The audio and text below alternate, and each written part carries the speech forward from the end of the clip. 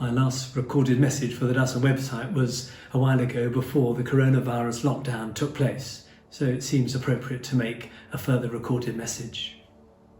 We're not out of the woods yet of the pandemic, with the ongoing anxiety about localised outbreaks or even a second wave. But the lockdown is being eased gradually, with services of public worship and weddings allowed, with different households allowed to meet and stay, with hair salons and restaurants allowed to open, but all with wise social distancing. What an extraordinary time it has been. I want to say how well so many have managed to keep going during this time, to keep sane and to keep fit. On the other hand, it has been more difficult for others. The bereavements, the isolation, the separation from family and friends. Yes, it's been a serious challenge for our national life and all around the world.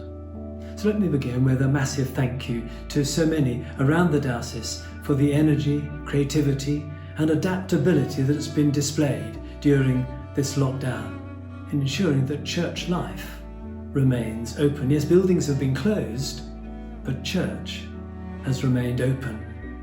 That has been demonstrated in the greater care for neighbours, the provision of meals and food parcels, the streaming of services of worship and teaching, and times of prayer over Zoom. There's been a heightening of interest in spiritual matters, people asking questions about God and meaning, and a greater number of people praying.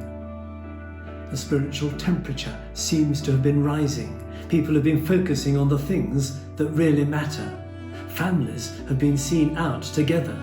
Exercise has become more common. It's been a moment to rethink, reset, reboot, and reconsider. And it goes without saying that we've learned to appreciate those who are fundamental to maintaining the provision of our National Health Service and care homes and other supply chains so vital for our well-being, the supply of food, the collection of rubbish, the care of the most vulnerable, teachers in schools. Lockdown has brought into the limelight an amazing army of workers committed to the service of others and often at their own risk. And we think of how other countries have had to cope with far fewer resources and support. And even though it's been a matter of great grief that so many lives have been lost to COVID-19 here in the UK, we still have much to be thankful for. By contrast, with a grateful look back, we must also keep our eyes fixed on the future, looking forward with expectant anticipation for what lies ahead. It's vital that we do not forget the important lessons which God has been trying to teach us during this pandemic. Given the seemingly grim financial forecasting, the environmental challenge, and the need for the creation of many new jobs, all this is not easy. But Christians are called to the ongoing task of making Jesus Christ known, calling others to follow him as the one who can bring fullness of life, that unique gift of eternal life.